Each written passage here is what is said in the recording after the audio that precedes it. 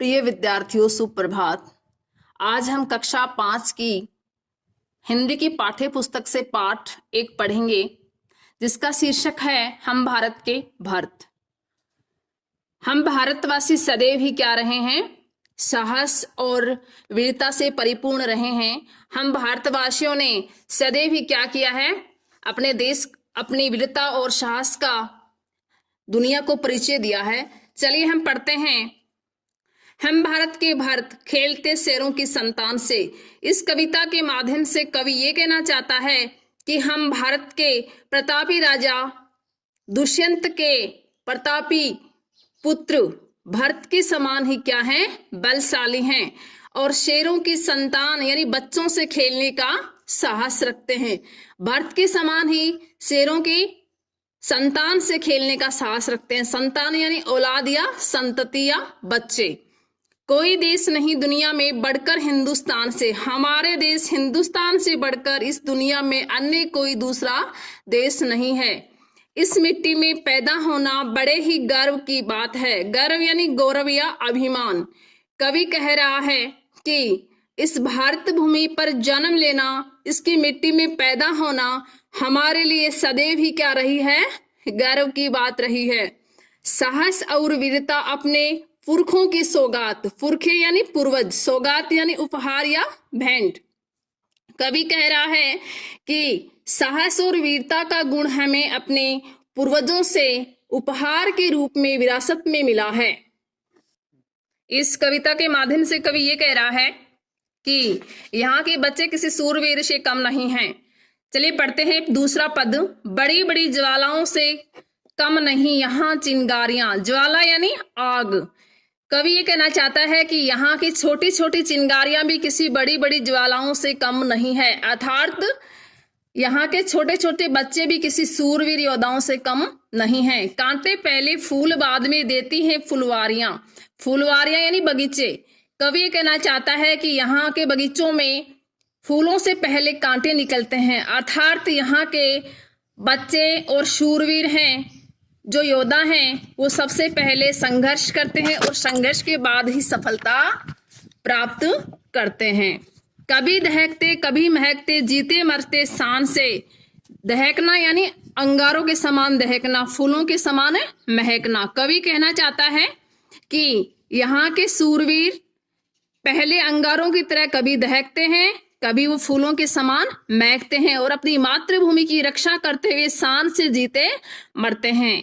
कोई देश नहीं दुनिया में बढ़कर हिंदुस्तान से। हमारे देश हिंदुस्तान के समान अन्य दुनिया में दूसरा कोई भी देश नहीं है, यानी इससे बढ़कर इस दुनिया में कोई दूसरा देश नहीं है। अब पढ़ेंगे तीसरा पद है। खुद समर में आगे आए जब भी हम ललकारने। समर यानी युद्ध, ललकारना यानी चुनौती देना। उंगली दांतों तले दबाई अचरज से संसार ने। कवि इस पद के माध्यम से ये कहना चाहता है कि जब हम युद्ध भूमि में शत्रु को ललकारने के लिए आगे आए तो हमारे पराक्रम और साहस को देखकर पूरे संसार ने आश्चर्य प्रकट किया। उंगली दबाना मुहावरे का अर्थ है आश्चर्यचकित होना। सदियों से बनते आए हैं हम पन्ने इतिहास के। कवि कहना चाहता है कि हम अपनी वीरता और साहस के कारण सदियों से क्या आए हैं? इतिहास के पन्नों में अपना नाम दर्ज कराते आए हैं। त्याग और बलिदान हमारे व्रत हैं 12 मास के। 12 मास यानी 12 महीनों के। कवि ने कहा है कि हमारे 12 महीने ही क्या है? मातृभूमि की रक्षा और त्याग के लिए हम क्या रखते हैं?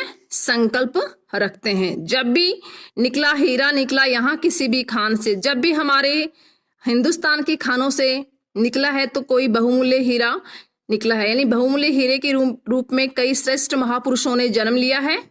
यहाँ सूरवीर योद्धाओं ने जन्म लिया है। कोई देश नहीं दुनिया में बढ़कर हिंदुस्तान से। हमारे देश हिंदुस्तान से बढ़कर इस दुनिया में अन्य कोई दूसरा देश नहीं है। चौथा पद है। ये धरती जो माँ है अपनी हमें जान से प्यारी है। कवि ये कहना चाहता है कि हमारी मातृभूमि है, ये हमारे प्राणों से भी अधिक प्यारी है। हम बालक के जी में इसकी चौकस पहरेदारी है। चौकस यानी सावधानी, यानी हमारे बच्चे हैं ये भी क्या करते हैं? मातृभूमि की रक्षा के लिए सदैव चौकस रहते हैं, यानी सावधान रहते हैं और हमें इनकी मातृभूमि की रक्षा के लिए सदैव सावधानी पूर्वक साहस के साथ इसकी सेवा करनी चाहिए। बोलो मेहनत खूब करेंगे, कठिन परीक्षा आई है। हम भारतवासी खूब मेहनत यानी संघर्ष करके क्या करते हैं, अपनी सफलता दर्ज कराते हैं। कठिन परीक्षा आई है यानी हमारे देश की रक्षा करना और उसकी प्रगति के लिए हमारे सामने एक बहुत ही कठिन परीक्षा है। माँ का दूध पिया जो है सौगंध उसी की खाई है। हम भारतवासियों ने अपनी माँ का दूध पिया, उसी माँ की सौगंध खाकर हम कहते हैं कि हम अपने प्राणों से भी अधिक अपनी मातृभूमि की रक्षा करेंगे। इसी उम्र में परिचय पाले हम श्रम से बलिदान से। अपनी मातृभूमि की रक्षा के लिए हमें परिश्रम करना होगा और त्याग करना होगा, और हमें यह परिचय देना होगा कि हम सही मायने में अपनी मातृभूमि की सेवा कर सकते हैं। कोई देश नहीं दुनिया में बढ़कर हिंदुस्तान से। कवि कहना चाहता है कि हमारी मातृभूमि से बढ़कर इस संसार में अन्य दूसरा देश नहीं है। धन्यवाद।